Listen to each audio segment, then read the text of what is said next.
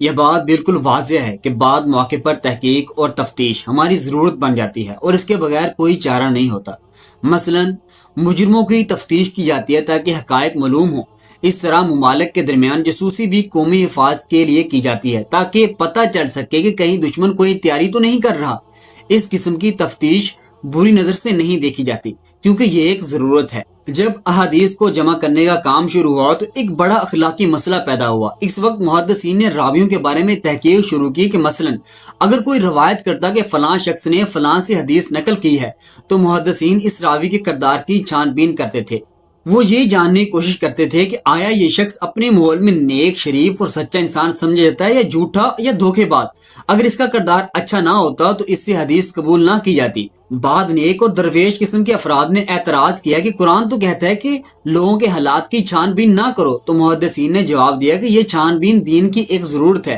سورہ حجرات کی آیت نمبر 6 میں یہ حکم دیا گیا ہے کہ اگر کوئی فاسق تمہارے پاس کوئی خبر لے کر آئے تو اس کی خوب چھان بین تحقیق کر لو، کہیں ایسا نہ ہو کہ تم بغیر تحقیق کے کوئی اقدام کر بیٹھو اور بعد میں پچھتانا پڑے۔ یہ تحقیق اس لیے کی گئی کہ شریعت کے احکام نبی اکرم صلی اللہ علیہ وآلہ وسلم کی مستند احادیث سے اخذ کیے جا سکیں۔ اس لیے محدثین نے علم رجال کی بنیاد رکھی جس میں صحابہ، تابعین اور دیگر راویوں کی شخصیات کا تفصیلی جائزہ لیا گیا۔ یہ سب کام اس لیے کیا گیا کہ کہیں کوئی ناقابل اعتبار شخص حدیث کی روایت نہ کر رہا ہو۔ اگر ایسا ہوتا تو اس حدیث کو ضعیف قرار دی جاتا اور وہ شریعت کے احکام کے لیے استعمال نہ ہوتی۔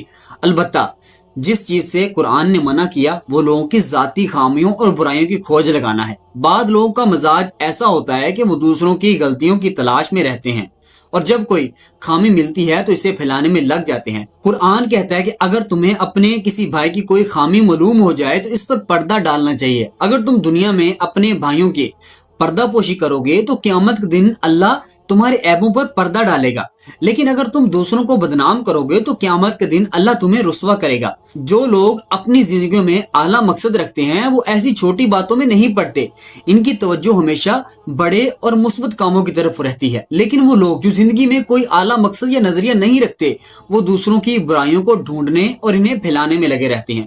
ان کا مزاج بالکل اسی مکھی کی طرح ہوتا ہے جو ہمیشہ گندگی کی تلاش میں رہتی ہے۔ یہ پیغام ہمیں یہ سبق دیتا ہے کہ دوسروں کی خامیوں کو ڈھونڈنا اور انہیں پھیلانا ایک منفی اور ناپسندیدہ عمل ہے جو ہمارے اپنی اخلاقی گراوٹ کا سبب بن سکتا ہے۔